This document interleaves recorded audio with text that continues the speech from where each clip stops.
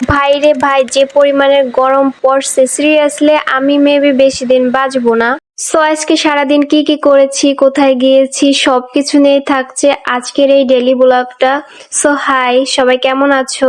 So সকালের খাবার থেকে শুরু করছি আজকের ব্লগটা। সকালে খেয়েছিলাম আলু ভর্তা, ডিম ভাজি, সাথে যদি একটু ডাউল থাকতো তাহলে পারফেক্ট কম্বিনেশন হয়ে যাইতো।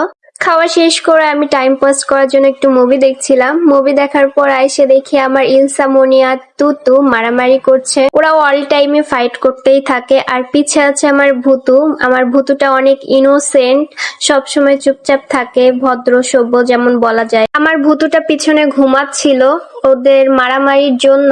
ওর গার পরে পড়তেছে এক একজনে, আর ওর ঘুমটা ভেঙে গিয়েছে। ভুতু হচ্ছে সবার ছোট।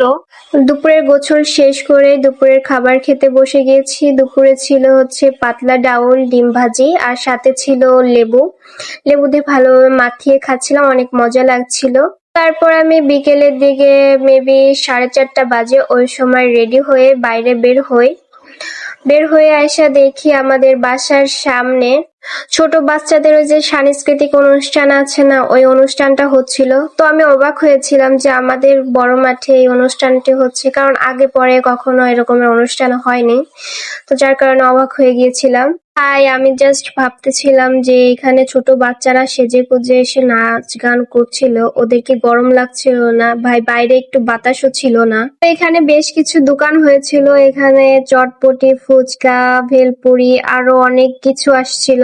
তো আমি তেমন কিছু খাই নাই, শুধু খেয়েছিলাম ঝালমুড়ি আর হচ্ছে মন খুশি। তো আমি খাওয়া শেষ করেই আমি স্টুডেন্টকে পড়াতে যাই। আমার স্টুডেন্ট আমার জন্য চালতার আচার আনছিল। আমি জানি না ও জানলো কিভাবে যে আমি চালতার আচার পছন্দ করি। তারপর আমার আর একটা স্টুডেন্ট আমাকে চকলেট দিয়েছিল। তো ওদের পড়ানো শেষ করে আমি বাসায় এসে আমার ইলসার সাথে খেলছিলাম। তারপর আমি পড়া শেষ করে রাতে খাবার খেতে চলে আসি। রাতে ছিল মুরগির মাংস আর আলু দিয়ে পুঁটি মাছের চচ্চড়ি ছিল। এটা দিয়ে আজকে ডিনার করেছি। আজকের ভিডিওটা এই পর্যন্তই ছিল। ভালো লাগলে অবশ্যই লাইক, কমেন্ট, শেয়ার করবে। So by.